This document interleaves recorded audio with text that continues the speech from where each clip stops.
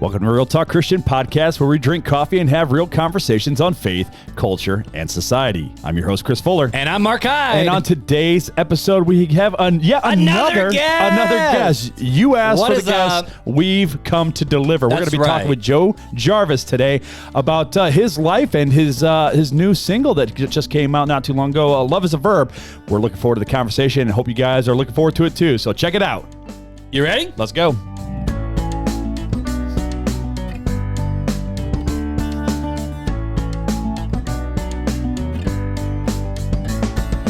Bro, you almost messed up the let's go. Hang on. Wait. Hey, Marc, you ready? Let's go. There we go. Man, after 200-something episodes, you think we got this down. Man, terrible. You know, today... But we're doing pretty good. Today was a little bit more of a stressful day than normal when we podcast on podcast nights because, like... For you. You beat me here. I walked into the house. Janelle was not in the house. Janelle was chasing our dog outside. Oh, I don't think our faces are quite in focus. Oh, I think it's our all right. sign's in focus. It's fine. Sorry, YouTube. Yeah, look. Sign's out of focus now. Goodness, whatever. I'm just going to back up so I'm more in You'll be focus. fine. But anyways, so I walk into your house, bro. Janelle's outside chasing the dog. I'm not home yet. And the kids just let me. I'm like, where's your dad? And they're like, he's at work. And I'm like, yeah. Are we supposed to record tonight? Yeah, I was like, what the flip, dude? No, are we supposed to record tonight? And so I'm checking I'm checking the calendar, checking the schedule. I walk in and then I just come downstairs and start turning the things on, and Janelle didn't even know I was home until I walked upstairs. Mi casa, su casa. You come in and just make yourself Basically. at home. So. I mean, now Janelle did say, hey, if Mr. Marky Marks walks in, let him in. Yep. And they were like, but what if it's Daddy? We won't let Daddy in. No, you can't let Daddy in. Just Marky Mark. Daddy's got a key though. That be true. Yeah, it's been an interesting day of events so far. But since Revive Fest, bro, dude, you've been grinding. Because like before Revive Fest, I feel like I was doing Jack Dilly squat and you were doing everything. Well, and then work's been killing you. And like today, I spent literally the entire work morning working on RTC stuff. That's so cool, man. Which I haven't done that in like a year. I'm so happy. I'm so happy that you've been able to do that. Just for the opportunity to be able to do that. Just for the opportunity for you not to be able to do that, you mean? No. Just for the opportunity for you to be like, hey, I've got some free time and I want to work on something I want to work on. I don't know if it's really free time or not, but we'll find out if I get behind my projects. But don't do that. Why don't you ask me, Fuller, what I've been working on? What have you been working on? Relaunching the RTC store, baby. Whoop whoop. So by the time you hear this, it better dang well be already up and running. We're waiting for it to materialize. I don't get it, dude. Right? So the store's like, okay, put all your items in. We put all the items. I mean, dude, we have a crap load of items. Like we legit have coffee cups. We have journals, spiral bound T-shirts. I have throw pillows up in the store now. We could do clocks. We got stickers. We got pins. We got all the shirts. What's the thing we always say? All the things. Literally, like phone cases, iPad cases, all the things. And so I got it all done, got it all set up, and all of a sudden they were like, no store to be found. And I'm like, what? That's what they did to me, and that's why I was like, all right, I ain't got time for all this. You told me, like, I ain't figuring this out. So I figured it out. You had to have 5 designs in the store for it to go live. And then they're like, it might take another 24 hours to populate. So it doesn't come on. Right? So I had it like sitting up on my secondary monitor. I had the Lord of the Rings over there because I've been going through the Lord of the Rings again the last little bit. Nice. So I just finished up actually I fell asleep in the last 5 minutes of the Return of the King last night. Extended editions. You've got to. So I finished that this morning, and then I started watching The Hobbit.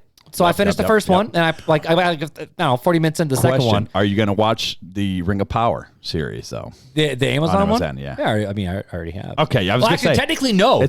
I did not finish it. I was up to date. But what I'm saying is you're going through Lord of the Rings now. Even though people have mixed feelings on it, you got to go through it. Oh, absolutely. You have to. I was up to date because you know Amazon was dropping them like every week or whatever. Yeah. I was up to date on them, and then I think I have like 1 or 2 episodes left. See, I actually I know a lot of people didn't like them. I kind of enjoyed them. They were good. I thought they were decent. So so hot take. All right. Are you looking forward to?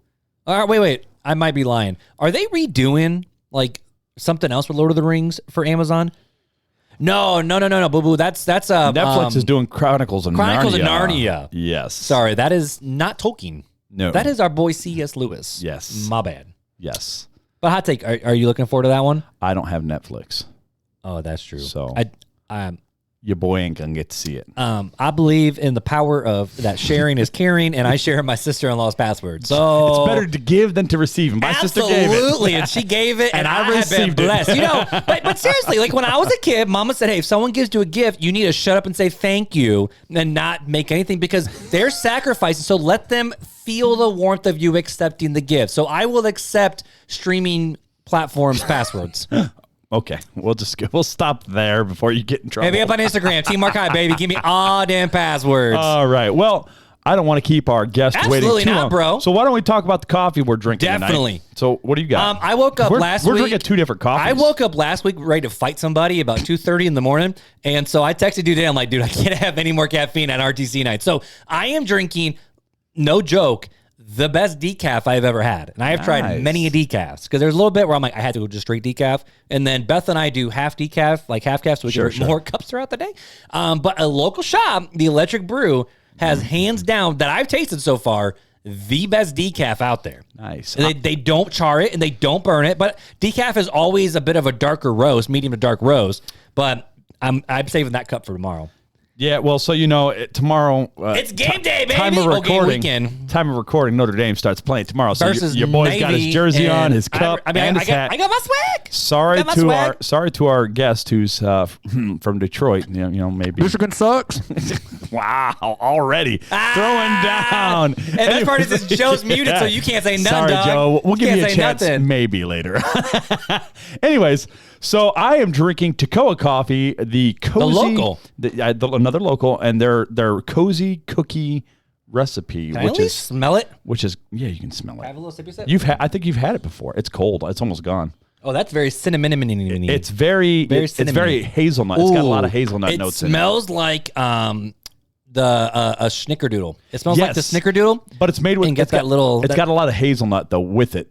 With the snickerdoodle taste. It's really good. So this is their Christmas blend, and they ended up roasting a bunch of this blend again, and I saw it, and I'm like, I'm buying 2 bags of this, not just 1, 2 bags of it. And Gina's like, I gave you the last of the cozy cookie. I said, no, you didn't, boo-boo. There's a whole nother bag of the cover. She's like, what? I'm like, yeah. So basically is you giving and receiving. Keep it PG on the podcast, bro. Oh, jeez. That's not what I was talking about, bro. Come on. Anyways, so that's the coffee we're drinking. So we're drinking some local stuff. And what's our review? So we decided to go a little bit different. I am reading a review from the Facebook. The Facebook? Because in case you guys... We're over 30. It's the Facebook? We're over 30. We're allowed to say the Facebook and the Google and the Snap and the Twitter. I'm not an old man. Leave me alone. Not an old man. So, and maybe I read this review before. Sure. I don't know, but this comes from a year ago. And the reason why I want to read the review is because in case you didn't know, you can go to Facebook and leave us a review over there as well. This is from Adam Loeffler, I think. He's from Poland. Stinking Poland. Which, side note, I've been talking with someone from Belgium today, which is just stinking awesome. Wow. Okay, cool. Anyway, so Adam says, I'm really happy I found this podcast. So fun, so helpful, so goofy and wise at the same time. That is the best. That's going to be the new tagline. Welcome to our Royal Talk Christian Podcast, where we are goofy and wise at the same time. I am the Josiah Venture missionary servant in Poland, and as a Pole servant in my own country, I do not have a lot of options and places to find answers to basic and important questions we all have. Wait, hang on a sec. Did I go too fast? Slow down. Sorry. You're on decaf and you're talking so fast, I can't understand you. Read that again. Well, because I was thinking while I was reading, I think I read this one. All right, let me go back. So I'm a Josiah Venture missionary serving in Poland, and as a Pole serving in my own country, I do not have a lot of options and places to find answers to basic and important questions we all have. It's super nice you guys examine the matters from different perspectives. Serving with youth and young adults is tricky. Serving with young adults is tricky. They know how to ask good questions. There you go. On the other hand, being part of a local church equals being in a relationship with elderly, and they have their perspective too, right? Such a satisfying mix. Thank Jesus.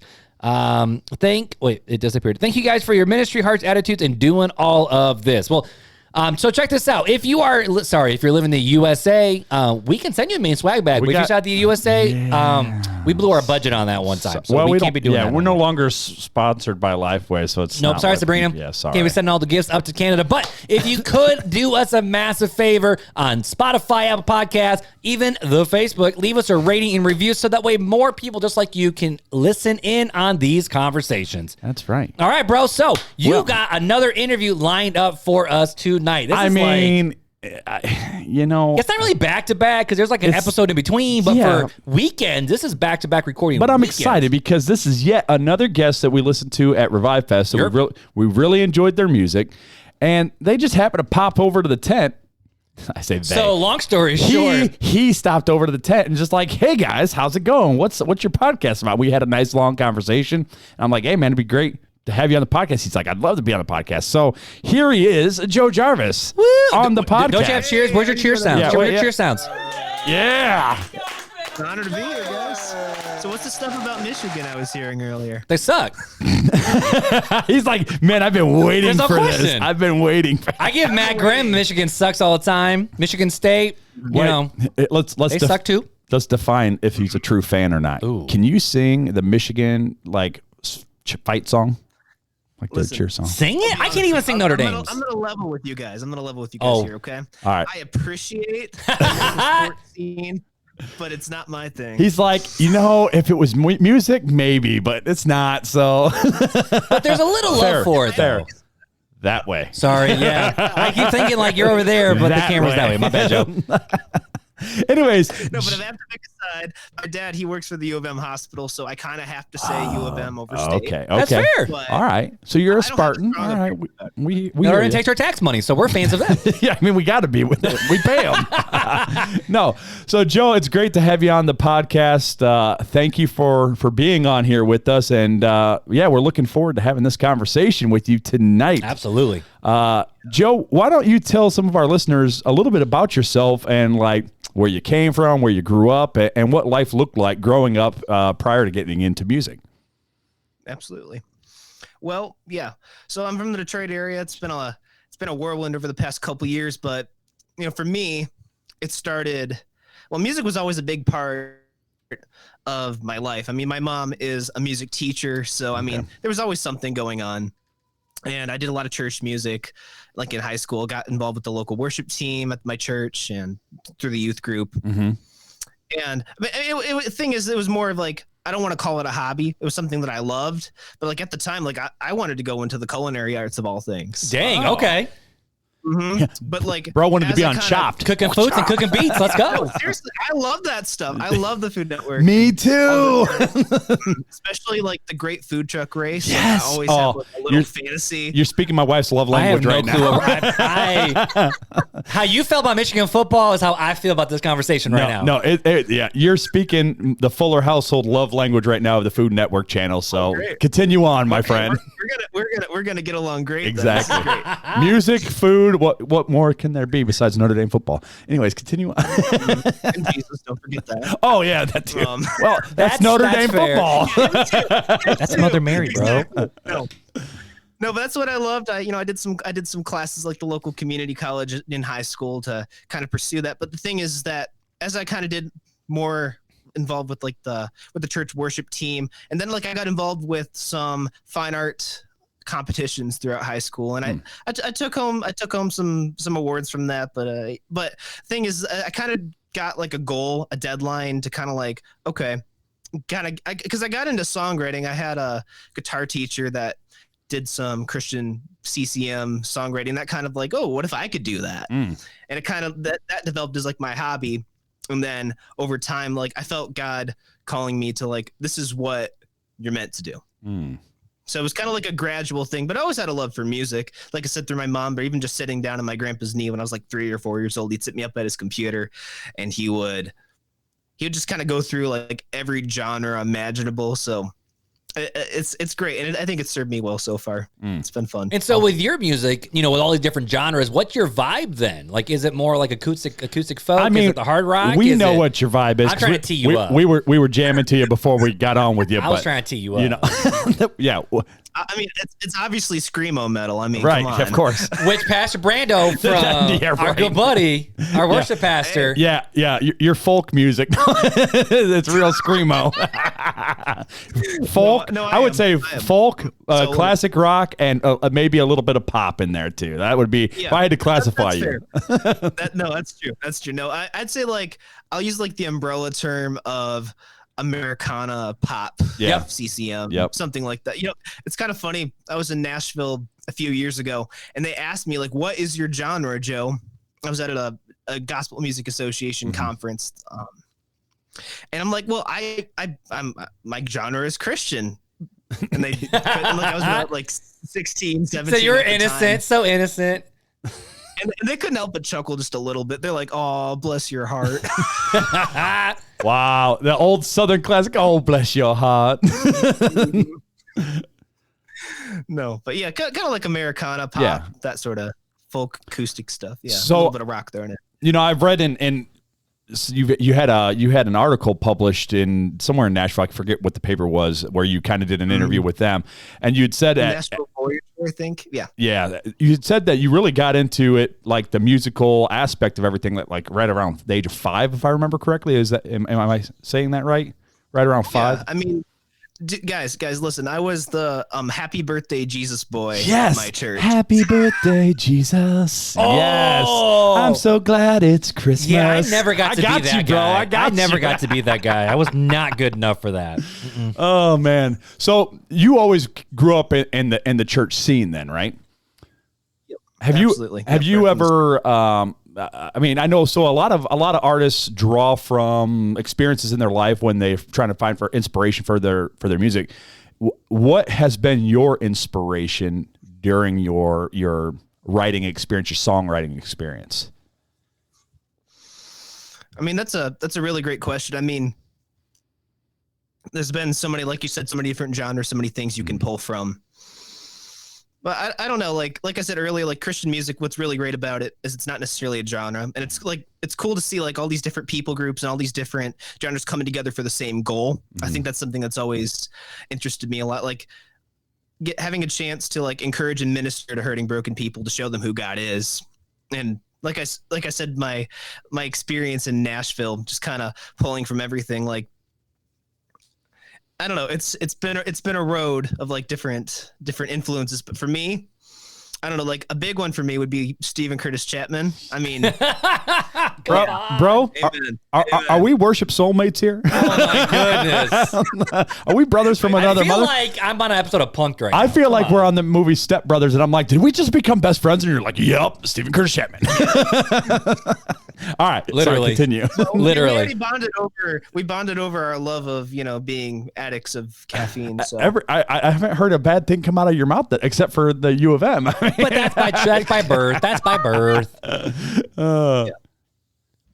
But exactly. So yeah, I mean, so Stephen Curtis Chapman, he's kind of, that would be you kind of relate to his style of music and writing in your life and the way you write. All right, so question: what's your favorite? What's your favorite Stephen Curtis Chapman album?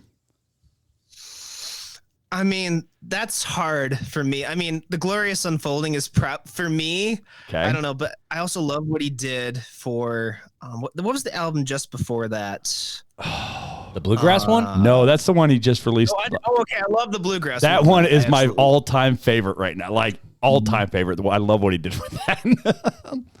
Oh, absolutely. And honestly, I want like a part 2 and a part 3 and keep going. Keep going. Go through all your albums, all your songs. That'd be great. No. Especially when he redid Diving In. I mean, just the way he did that, it was like, man, that's awesome. Ricky Skaggs too. It was it was amazing. Yep. Yeah, but I don't know. Like, okay, so this is kind of a joke, but also it's not. Like, if I could have like if I'm picturing myself as an artist, like there's all these different influences. Like Stephen Curtis Chapman, something I've always admired about him is his humility, right? You got and a lot of his style too, but then you got Mac Powell, he's kind of like a rock star sort of vibe going, absolutely, like a little swagger from Mac Powell. Yeah. It's that deep voice, that's what it is. That voice too. Yeah, so like if we could just combine like a few of my favorite Christian artists, like that's what I'm aiming to be, still far away from that, but yeah, that's awesome. So now in your writing, we've listened to "Love Is a Verb." What was some of the other ones that was another one we were jamming out to, and then Breaking Ground. So where are you drawing the lyrics from? I mean, your musical style. We could see Christian CCM and stuff like that. The musical style. Now with your lyrics, where are those ideas and passions coming from with your lyrical attributes to your songs? Well, honestly, a lot of it comes from my own experiences, just things that I've been through. I mean, for instance, like I noticed my songwriting changed a lot because I don't know, back in like 2017, 18, then 19, like there were a few hard years for my family. Like my mom at the time, no, first my dad had an undiagnosed blood disorder that left him frail and anemic. And at the time, like we traveled all across the country to one hospital after the next, trying to find some answers, and they couldn't find any. And then not too long after that, my mom came down. She got diagnosed with stage 2 breast cancer not too long after that. So like all this stuff kind of hit our family at once, you know, and I was like, I think I was like 16, 17 when my dad had his stuff going on and just turned 18 by the time my mom was diagnosed. So like we had all this stuff going on at once, and it really just, it changed the way I looked at things. I mean, luckily they've recovered. They're okay now. That's great. Good. Yeah, it is great. It's a huge blessing. But like after that, like I noticed my songwriting shifted a bit because now I have more experiences to relate with people. So I guess it's kind of like it's a mix of my own experiences. Maybe it's something that I've heard in an awesome podcast such as your guys. Thank you. I just draw inspiration from that. Yeah. Or it's a sermon or anything like that. But really, it's just like, what's God speaking to my heart right now, and like how can I convey that to other people? Yeah. Yeah. So if you don't mind me asking, I want to jump personal a little bit. Real talk, man. So you know, maybe you've had these conversations on, you know, different conversations you've had with people just as you're doing shows or whatnot. But what are some things God's working on your heart right now? Yeah. Well, okay. Because you're an artist, bro. Because you're an artist. Because you always got something on your mind. That's true. Oh, so like right now, I'd have to say it's just really like relying on him, because like right now, I have shows that I have a show as soon as tomorrow, and as well by Monday I have to get all my schoolwork in. I'm here with you guys, which is great. I love it. There's just so many busy parts going on in my life right now, so it's to stay in constant communion with him, not trying to do it on my own, and it's just kind of relying on him for like every step, taking each step in faith. If that makes sense. Yeah. And so practically speaking, like what does that look like? Like, cause I know we've had a lot of people recently inside of our Facebook group saying, you know, hey, do any of you feel like you just don't want to like read you obviously know you're a Christian, but like, I just don't want to read the Bible. Like, it's just freaking hard. Or, you know, it's hard to go to church. It's hard to pray. It's hard to find the rhythms and what's the word I'm looking for? Not just rhythms, but even just the desire that maybe you once had. So are there different rhythms that you have in place in your life right now where you're able to make that communion with God? Well, I mean, it's been a struggle for me too, because, you know, you get into such a busy headspace that you're like, okay, I don't have time for this. Like I have to do this and this and this and this and this. And then it becomes less and less of a priority to spend time with God. And then it gets even harder to get through the regular day stuff. So it's like, it's a vicious cycle, isn't it? Yeah. So for me, it's lately it's just been, even if the time feels like, okay, I have like so much to get done, but even so, I'm going to intentionally carve out this time every day. And it's hard to get started back because, you know, I'm not like my song again, that just came out.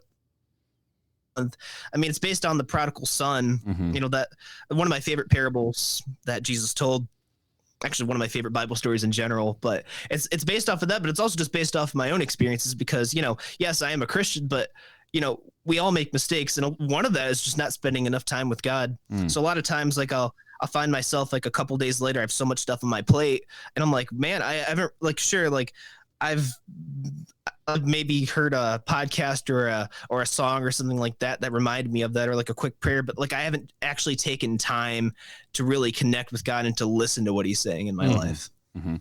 So you know, it sounds like you have similar struggles to all of us, right? of the balancing act of this going on and that going on, and how do we fit God into the busyness of just life?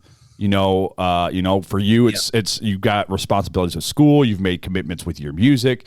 You're using your music as a ministry. It's not just something that you're trying to, you know, earn a living, but you're trying to share that with others and share a good message with others. What would be your encouragement to those who find themselves maybe beating themselves up because they don't have that time, or they're trying to balance everything out and feeling bad because they don't feel like they spend enough time with God? Do you have any words of wisdom for those people in those situations? I mean, listen, I'm still working at it, but so I mean, the verse that I keep in mind is His mercies are new every morning. So it's kind of like, sure, I may have screwed up yesterday. I could have done this better. Could have done this better. I mean, that's literally the human condition. But at the same time, it's giving yourself grace while also like acknowledging that, yes, I could have done better, but it's not beating yourself up.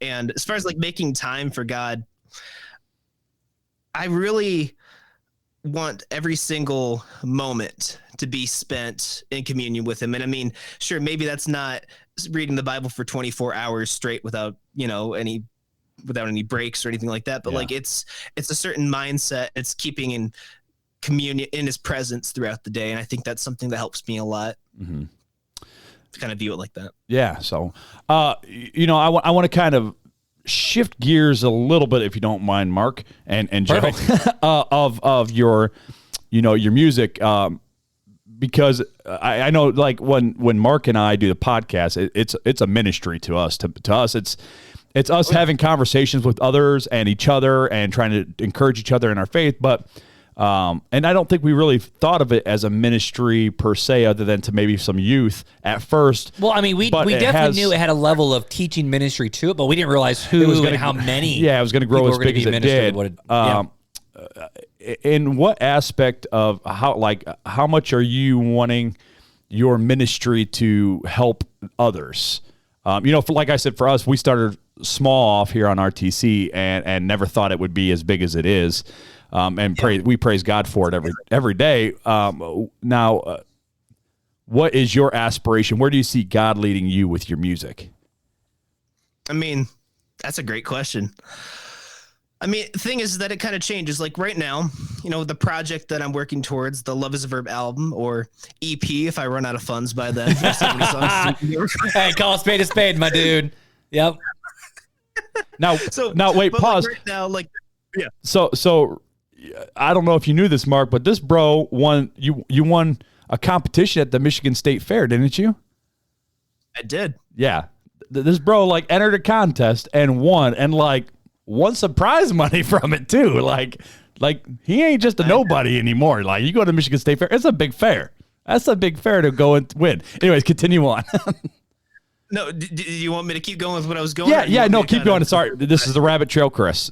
So, go ahead. I don't know where that came from. I want to comment on that real quick because last year I won the Michigan State Fair Superstar competition, and they gave me the very humble title of Michigan State Fair Superstar. Hey, so slap that mug on a shirt.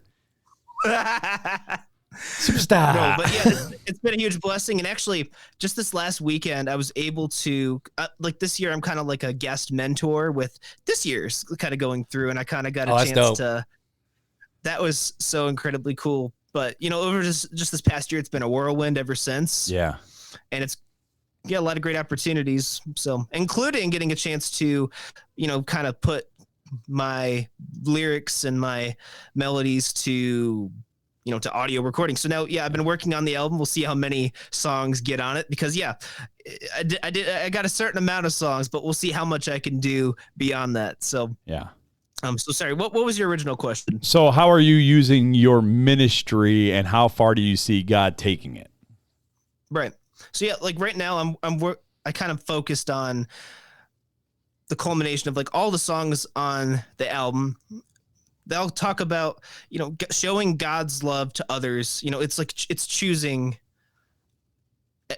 basically every day, choosing love in action. Because love is a verb. And now we're going back to my single. So that's kind of that's been the direction of my ministry at this point. It's been kind of just giving people examples and encouraging people to step out of their comfort zones and to make a choice. Because, we could all use a lot more love in our world right now. Mm-hmm. But and I'll kind of talk about this a little bit more later, but over these next few months, it's kind of shifting a little bit to the topic of mental and spiritual health. So let's lean into that, bro. Yeah, let's lean into that. So with that, where did that desire to have the conversation around that topic start? Was it something personal? Was it something more just what you're seeing in the world around you? Okay, we need to speak into this as Christians. Where did that desire to have these conversations around the topic of spiritual and mental health come into play? I mean, Guys, it's been, I don't know if you guys have noticed, but it's been a rough few years. Just a few rough years. I mean, personally, a lot of crap has hit a lot of fans. Let me just put it that way. No, hey, you're not wrong. So I guess for me, it's kind of like seeing the state of the world, seeing where people are at. I mean, even stuff that I've gone through during that time and beforehand, like, I've always gone through basically a different struggle with, like, especially during like what I talked about earlier with my parents, like I was 18 years old at that time, and I got a little brother named Jack, and I wasn't sure if both my parents passed, like, would I be taking care of them? So right. You can imagine that caused a little bit of anxiety. Yeah. So it's kind of just, it's partly like what stuff I've gone through, but it's also a response to what I see, is in the world, and what my desire is to highlight the issues, and basically what is God saying about this, or what does he want to speak to his people? And I want to be the best conduit I could be to convey that. Yeah, definitely. Through my own experiences and others. And Joe, if you don't mind me asking, bro, how old are you? 22. So definitely Gen Z. So with your guys' generation, because I can say that. I'm on the border of millennial. Dude, you're old compared to him. Oh, man.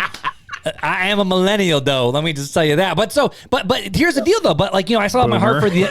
Shut up, man. So I still have my massive heart for teens and college students. I mean, the calling's never gone away. And you're right, man. You see a lot of these college kids who, for reasons that are not their own doing, they just found themselves in these spots. Or sometimes we have to lay in the beds that we make, sadly. But with the upcoming generation, as like people like you are starting to come out of college and into life, and you're seeing this through the scope of like, holy crap, what is happening around us? What's a message that you want your generation to hear, either from your music or just from the scripture in general? I know that's a very big question, bro. No, it's a deep question, but if I could just put it simply, that there is hope. That there is something beyond all this, and that it's not going to be like this forever. And that basically it's putting there's purpose to your pain, the stuff that you've gone through, that God is going to work it into something and make it amazing.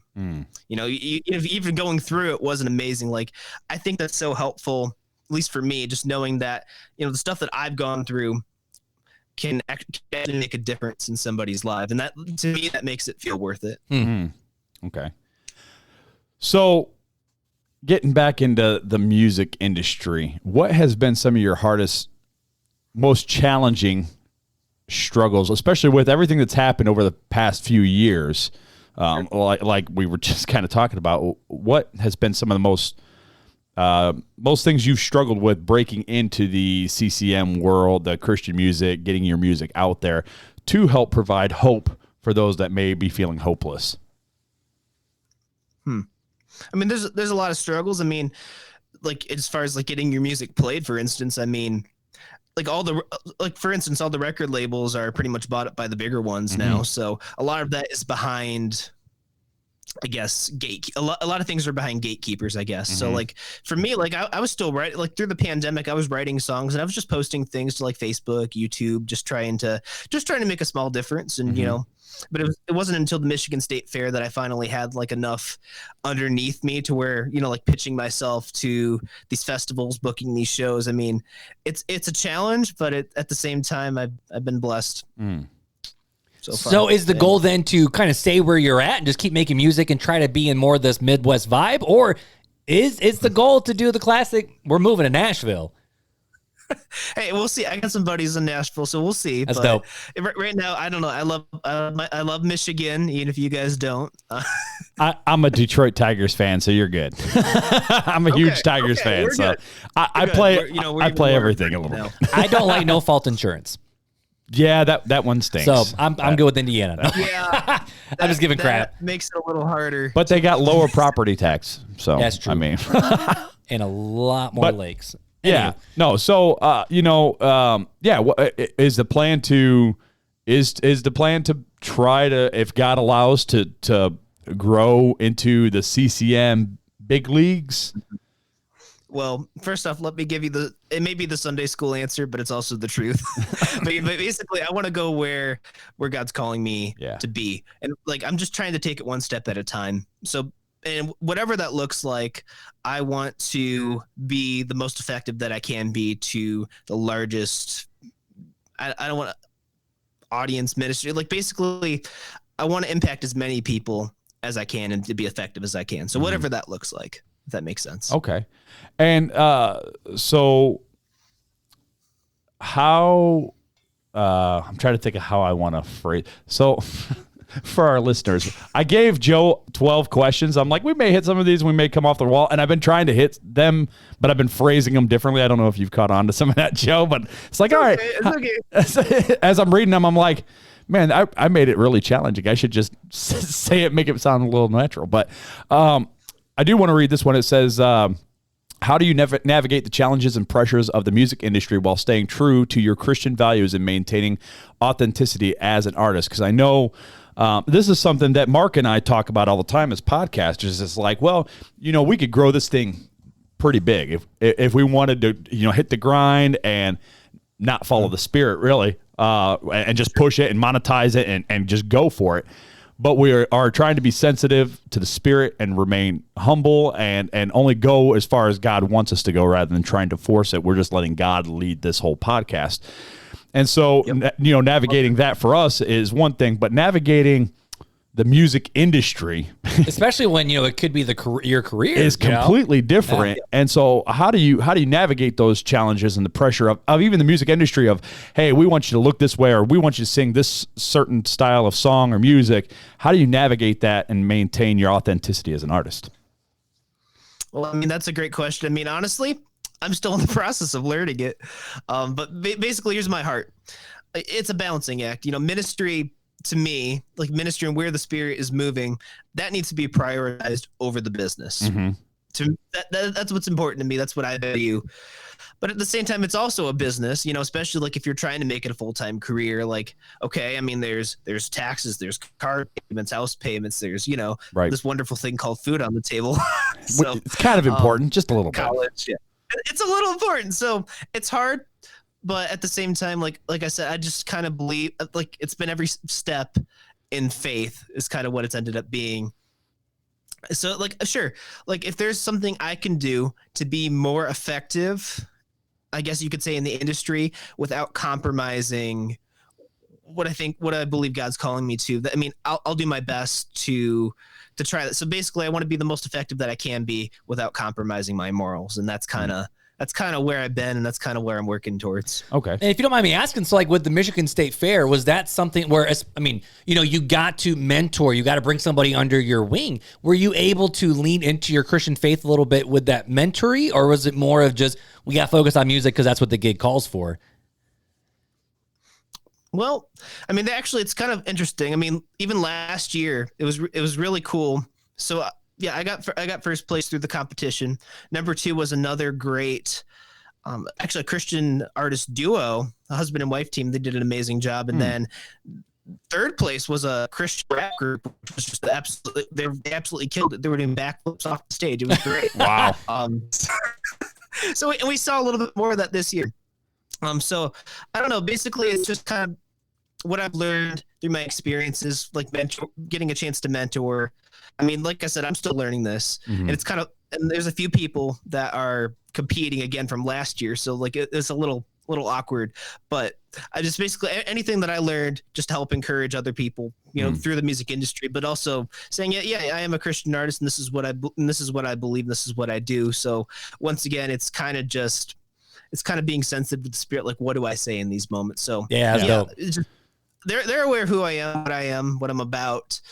So it's basically just being sensitive to, what God's speaking at that moment. So I guess my final question, and then I'll leave it for you if you've got any more questions, Marc, is the very final one I sent to you, Joe, is can you provide any advice or encouragement to other aspiring Christian musicians who desire to use their talents for God's glory and make a positive impact in the music industry?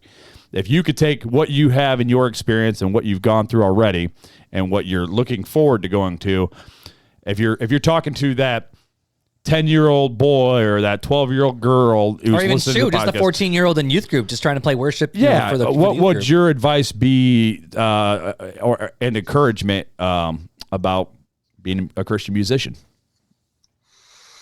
Well, I mean, okay, there's a golden piece of advice for what I learned so far. Are you ready? Ready. Buckle up. He forgot the buttercup. Buckle up, buttercup. No. With the get off my lawn voice. No, it's a challenge, but kind of like that balancing, like I was talking about earlier. But it's absolutely wonderful at the same time. So if I was to give any advice other than that really encouraging thing I just said a second ago, first off, like saying comparison is kill. Like we've all heard the phrase like comparison is killer, and it's not wrong. Right. I mean, it's great to have people like I was talking about earlier. I have people that inspire me that are, maybe similar in genre, through CCM artistry, but, even through like, I love my oldies music as well. So like, wait, but at the same time, can I ask what you consider oldies? I mean, all the way back to the 40s. Okay. Like real oldies, boss. I thought he was going to be like the 90s, and I was going to be like, man, I feel real old oldies now. like the Michael W. Smith and the Carmen. Sanctus Real. Cameron's music videos, I mean, they were dope. I mean, are you serious? They were dope. They were dope. Satan bite the dust. We're going back to your old day. Like this is. Anyways, this is hilarious for me to watch right now. This is freaking hilarious. Back to the advice. Sorry. No, I love it. But basically, you just have to remember that it's like at some point you have to remember that you are a different person. Yeah. God has a specific plan for your life. The destinations are sometimes different. I wouldn't say like a ministry, let's just say like Matthew West is any more or less important than a local worship leader. They're just different they're different destinations. And a lot of times you have other people that are going to the same destination that you're going to, but maybe your road looks different. It's not going to be, there's so many options now in the digital age and so many different strategies, and absolutely it's crazy. It's not just the record breaking you anymore. So a lot of times there isn't like a right or wrong answer that encompasses every single artist, like how to get there. So like God is a different path, and sometimes you have a different path and a different destination. So like comparing yourself to where you're at, because you're I'm basically ancient here. I'm 22 years old. I mean, then you see fart on TikTok. I'm done. No, but you see these 16-year-old hotshots on TikTok taking over by storm. And here we are, twice their age. So, This is basically just not to be discouraged, not to become bitter, because it's an easy thing to do. And if you feel God calling you into music ministry, I mean, then don't give up. Don't give into the external pressures. I mean, take each step out in faith. I mean, and spend lots of time in prayer. I mean, that's been my saving grace. That's the only reason I'm here. Yeah. And I don't know, just kind of like studying, like wanting to better yourself, understanding like all the components. I mean, these days, like there's so many great online resources for people. So like I'd just advise to keep digging into that. It could be a YouTube video, it could be a course, it could be a book, it could be a local mentor. But whether it's being an artist, a worship leader, a teacher, it's not going to be easy. It's going to be a fight. I mean, doing ministry work, and I'm sure you guys kind of have experienced this too, but when you're doing ministry work, I mean, it puts a bit of a target on your back. So, like just a little bit, just a little one. Yeah. So expect it, but with God, all things are possible. So it's doing your part to the best of your abilities and just giving God, trusting Him with the rest, I guess. I love it, bro. That's, from my limited experience, that's what I learned. That's awesome. Well, I say we're speaking from experience, man. That's some pretty good advice. So I'm like, that was dope. Like sometimes even us old guys need to hear that once in a while, where it's not always. I like seeing the youth like really grasp some deep concepts and be like, this is what you all need to do. And I was like, yeah, you're right. All right. I can get behind that. So I love it. But Joe, where can people find more about you, bro? Like music, social media, all the places. Absolutely. Well, you can find me at Joe Jarvis Music, and that goes for my TikTok, my Instagram, Facebook, or go to joejarvismusic.com. Awesome. Well, Joe, dude, it was an absolute pleasure being able to hang out with you for the last hour or so on the pod, man. It was awesome. awesome. Taking some time out of your busy weekend and your busy life to hang out with us. Absolutely. Well, thank you guys so much. And actually, before I go, really quick, remember there was the mental health thing earlier I was talking about. Dude, lean into it. Sorry. No, that's our bad. No, it's all good. No, but basically, I wanted to expound upon that before I left. Yeah.